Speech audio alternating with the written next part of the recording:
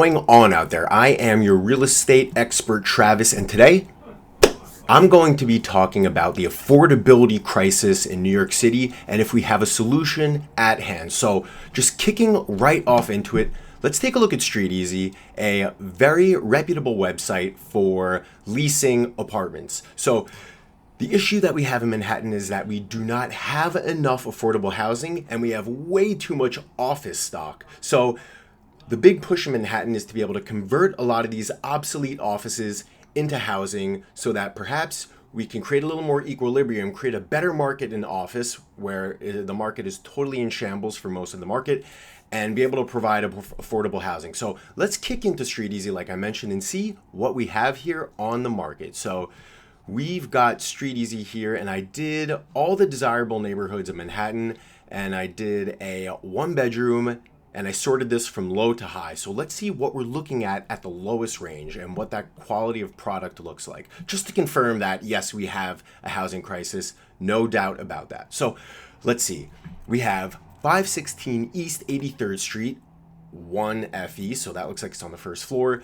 87 Clinton Street, all the way on the Lower East Side here. So we have two properties that are all the way east. Let's dig into these things and see if this is a place that you would like to live. Let's find out. So let's see this. This is $1,900 a month, almost $2,000 a month. Let's see what we get for this. Not too great.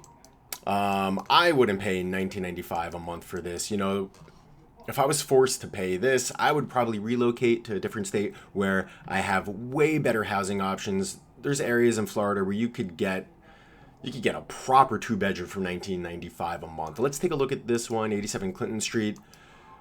Let's see, a lot of pictures of everything but the apartment. So it looks like they're pushing the amenities, which I totally get. This is kind of shabby for $2,000 a month too. So I've got a whole list of apartments here that are going for, these are way above, but these are sponsored, so they're popping up. So we're seeing all these options here. Your minimum spend for a one bedroom in Manhattan, and not even a good area, is $2,000 a month. So just to confirm on our end, there's minimal affordable housing in Manhattan. So we're going to get into what's going on in the market. And the biggest theme that I'm seeing this year is the office to condo conversion. If it's viable, it makes a ton of sense. Again, mentioning the equilibrium where office, there's way too much office space and not enough tenants to fill it, and there's not nearly enough apartment housing. So let's dig into the biggest projects of the year, which most of them are office to residential conversions. So let's see if this is something that can solve the housing crisis. 10 biggest projects. I'm looking here at The Real Deal, really good website for getting the most relevant real estate news. Probably one of the best sites for a news source for real estate. So most of the projects here, let's go through preamble. Ryan Serhant, free advertising. You're welcome. So the Pfizer building, this is a prime candidate of a office to condo conversion. This was the former Pfizer headquarters, and it was done by a really strong group here. Metroloft in partnership with, let's read through here. Yes, Metroloft, they're doing the conversion and they're partnering on this deal with, I don't know, I guess there's somewhere else in this project where they're partnering, but they're converting this project to 1,500 units. And you'll see with these conversions, there are some rules and there are some regulations. Oh, here's the partner here, David Werner. So there are rules and regulations in order to get these projects through, and that requires a percentage of the project with minimum income requirements. So about 20% of all of these buildings have to have an affordability component here, which should be able to provide a little bit to the housing crisis. Although I will say at its current phase of this project, there are not enough affordable houses or affordable units coming online to satisfy the demand of decent housing. So let's dig through here some of the other big projects. This is 574 Fifth Avenue. This is a ground up project, which will be office.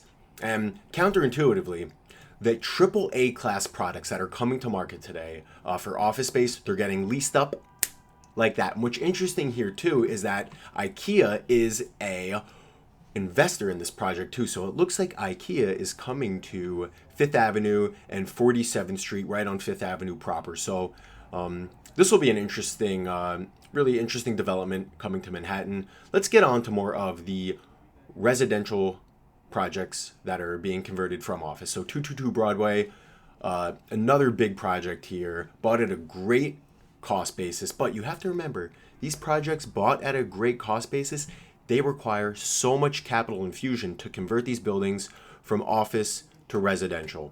So while you see a lot of these deals coming online, it's not like it's a huge steal. There's so much capital investment, and that's part of the tax abatement that is provided for these properties too.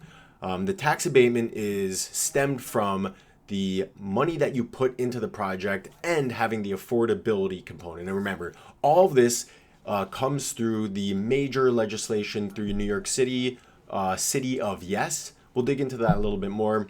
Actually, let's dig into that right now. So the City of Yes, the main thing here with the office to residential conversions is that office buildings, they are allowed to be converted if they are constructed after 1961, but there was an update in this program which allows City of Yes changes that threshold to 1990 citywide. So any office building that is 1990 or older can be converted into residential. So that is huge. We are going to be seeing a large sweeping change of office buildings getting converted to residential. That is a theme that will continue to persist.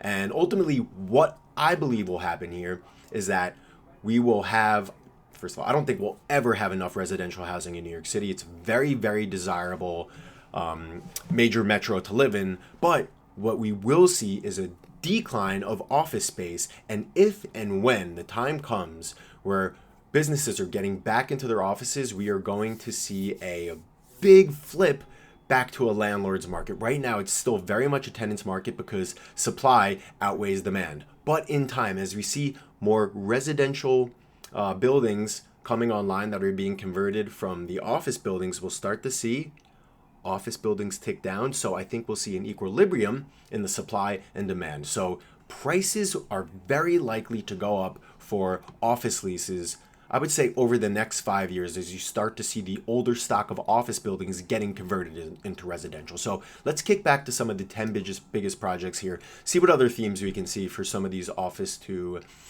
residential conversions. Let's take a look here. We have a former campus college getting converted into mixed unit apartments. So that's pretty interesting in Brooklyn Heights. 80 Pine Street. This is this is done by Bushberg Properties, and this 666,000 square foot office looks like it is being converted. Let's take a look at this. 60-year-old office tower redevelopment. It is looking like these guys are going to be, let's take a look right here. This is going to be converted into residential as well, but it will include an office and retail component. But the objective here, and you see right here, 500 units. So that's a lot of units coming online. Let's see. It looks like it's unclear if they will be able to tap the tax break for New York City conversions, but it's eligible for a 35-year tax abatement, including 90% off for the first 30 years, so long as it hits affordability requirements. So the city is making a massive push for affordability. So overall, the question that we need to ask ourselves is, will New York City ever become affordable? For people that are earning over a certain income, the answer is probably no. This is a luxury market, and on the island of Manhattan, you're never, I shouldn't say never. On the island of Manhattan, if you earn over a certain income, it is highly unlikely that you will be able to find a quote-unquote affordable apartment. Barring something crazy happening and a mass exodus from New York City, I don't think that we will see major price corrections in apartment leases. However, for the affordable component, for people earning under a certain threshold, or under, let's call it 80% median income in Manhattan, there will be more affordability units coming online. And What this will equal to is these affordability units will be rent regulated, meaning that they will only go up by a certain amount each year, and they will go up each year, but they will be capped and they can't go above a certain percentage each year.